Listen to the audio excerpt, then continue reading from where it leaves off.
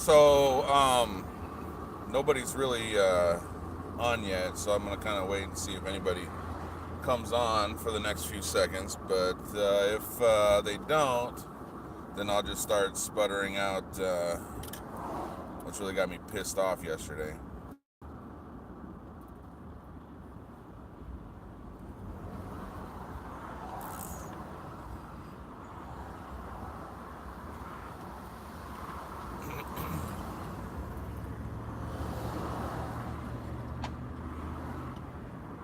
Oh, we ain't making this light. Too many stupids in front of me. Can't stand the way people drive here. That is a lot of trash. Look at this. Watch this when it goes by. It's all full of junk. So anyway, here's the deal. Yesterday, um, that caravan from Central America was basically, tear gassed, or maybe it was early a couple days ago. Um,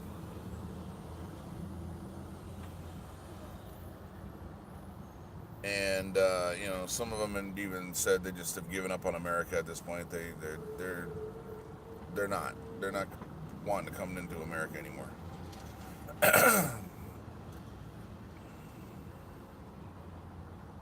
It's a really sad day in American history when we are not the beacon of freedom anymore that we once were. We are not the place where people can seek opportunities, can live free. I mean, unless you're Native American, I mean, you have somebody in your history that immigrated here at one point or another. Came here seeking political freedom, came here seeking religious freedom, and for us to start denying people the right and the ability to seek freedom, to immigrate to the United States, and they walked 3,000 miles. They just got up and walked 3,000 miles to get here. And we're going to deny them a chance at the American dream because, what, we don't like them? Or is our country full now? Put up some signs, turn around, go home, country's full. Or we're sorry you might get killed at home. We don't want you. That's what we're going to do? Nah, that's not right. I got people in my family history that came here from England and Ireland and the Netherlands, Germany, France. In fact, I have an ancestor in my mom's side that signed the Mayflower Compact. That's how long some of my family's been here. And they are immigrants too. Came here seeking religious freedom, came here seeking political freedom, came here seeking an opportunity to make themselves better, because in the old world you didn't have that opportunity unless you were born rich. You didn't move up, you didn't move down, you stayed where you were. Or you could move down, I guess, but you didn't have the opportunities you have here. People just walked 3,000 miles to try to get the American dream, and got here and, oh, denied, sorry, go home. So now you got to walk another 3,000 miles to go home? No. And don't think for 1 minute that the rest of the world isn't watching that. If we're not the beacon of freedom anymore, then what are we? Who are we? If people can't come here seeking freedom anymore, then who are we? I mean, if the American dream is dead, then what does it mean to be an American now? Then why are we not letting people into this country at this point? Why are we denying people the right to live free? I don't know about this current president. I don't know him. I'm sure somewhere he's a good man. But for being a grandson of somebody who immigrated to this country, He sure must have forgot something along the way. Because his grandfather is German, and he came here in the 1890s, and he went to Alaska and got rich off gold, and that's exactly why Donald Trump has all the money he has. And now he's the president of the United States, and God bless him for doing it. But to deny people access to the American freedom, to deny people the access to American dream, is un-American.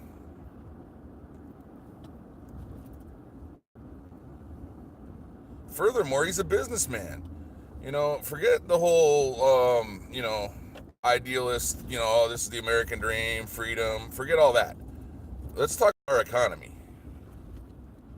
Economically, they shut the border down for 7 hours.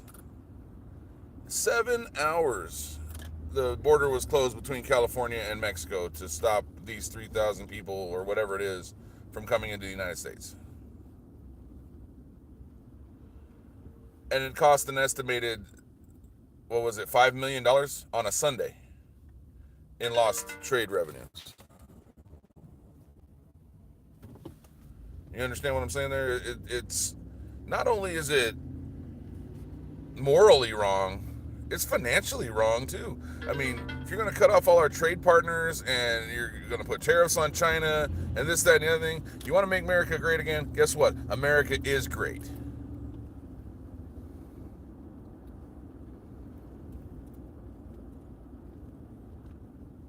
But we should all be real frightened when we're stopping people from coming here to seek freedom. We should all be real frightened when we are turning from one of the richest countries in the world to shutting everything down and going to wake up one day and realize that we're no longer one of the richest countries in the world. We're one of the poorest countries in the world. And we're already getting morally poor.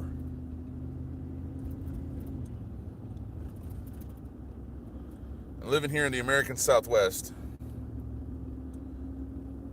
it's a tragedy to me that people who are just because they're on one side of a line seeking freedom literally gave up whatever life, whatever comforts they had, and came here barefoot seeking freedom, and then just to get turned around at the door. Oh, I got my asylum number 1572. I only got to wait 2 years before they'll hear my case. What are you going to do for 2 years? You got your kids out there, you're supposed to starve?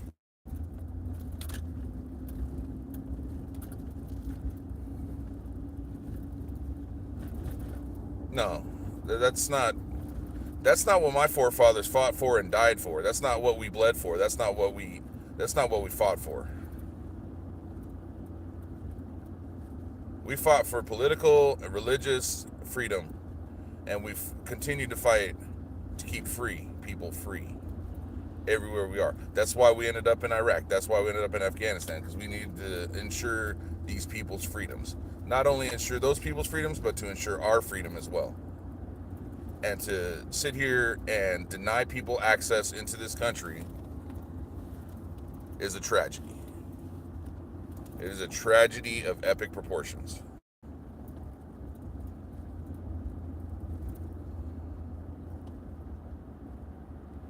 Anyway, that's just, I got a little fired up yesterday when I was reading the news and a little pissed off. So that's it. I'm going to hang up now. I'm going to call it a good video, and I'm going to go to work. Y'all have a good day. Stay free.